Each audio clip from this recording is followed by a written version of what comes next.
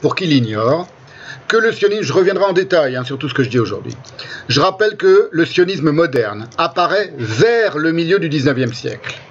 Son émergence exacte étant sujette à discussion. Par exemple, il existe ce que Georges Bensoussan qualifie de proto-sionisme, un sionisme d'avant le sionisme, une aspiration sioniste d'avant le sionisme, au début du 19e siècle, et qui précède le projet intellectuel sioniste proprement dit. Mais l'idée messianique d'une restauration du royaume d'Israël et du rétablissement de tous les juifs dispersés sur l'antique terre de leurs ancêtres est un élément majeur de la foi juive, depuis la destruction du second temple de Jérusalem en 70, et même depuis, je vous l'ai dit, la défaite de Bar Korba et l'inauguration de la diaspora, de l'exil en diaspora pour les juifs. C'est un élément majeur, l'idée du retour dans l'antique patrie et la souveraineté retrouvée des anciens royaumes d'Israël qui traversent le judaïsme depuis toujours.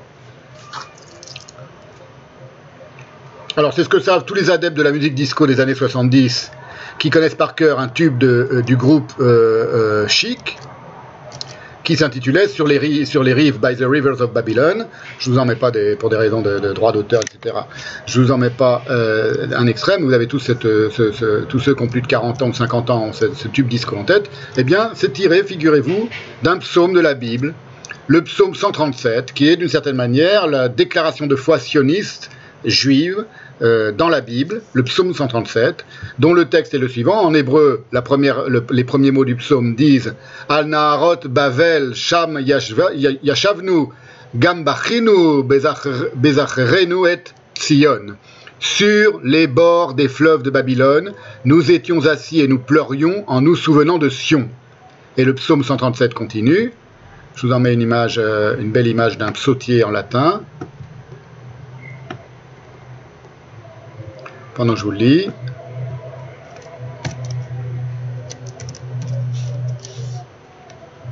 Est-ce qu'elle est belle celle-là?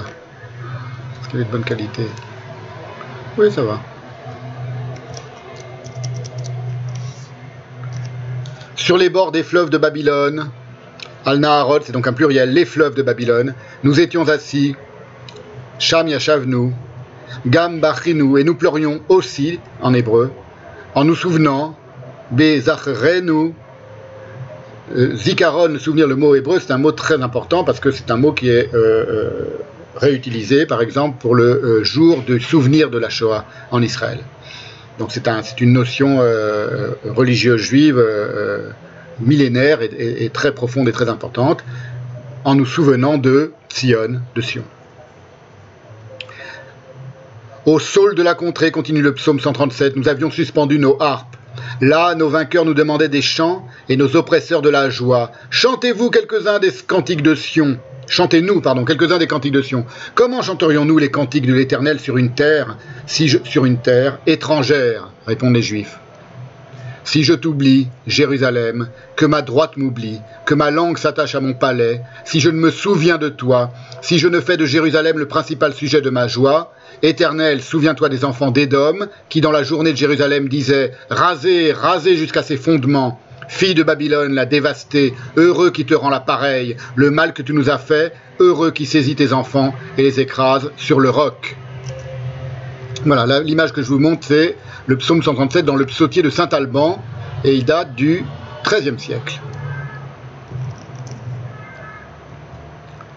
Voilà, et ce psaume fameux, évidemment, célébrissime, qui a été mis en musique à toutes les sauces,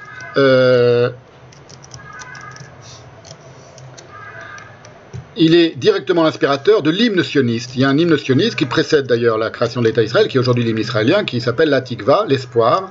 Et il faut le connaître parce qu'il est très important pour l'analyse, les analyses suivantes. Je vais vous le mettre en grand.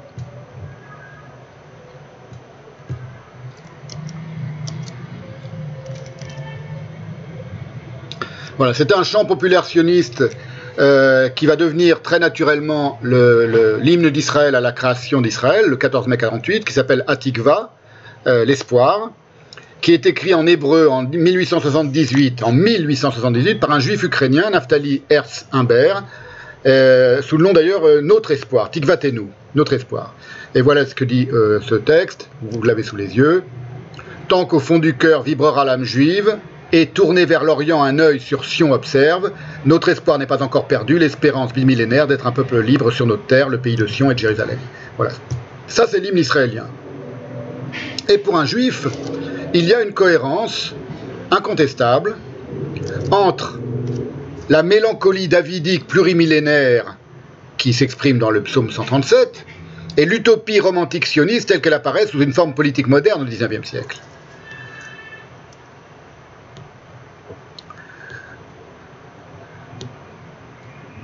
Voilà, une autre traduction de la Tikva, de l'hymne d'Israël et de l'hymne sioniste. Tant qu'au fond du cœur, l'âme juive vibre, et dirigé vers les confins de l'Orient, un œil sur Sion observe, notre espoir n'est pas encore perdu, cet espoir vieux de 2000 ans, être un peuple libre sur notre terre, de Sion et de Jérusalem, être un peuple libre sur notre terre, terre de Sion et de Jérusalem.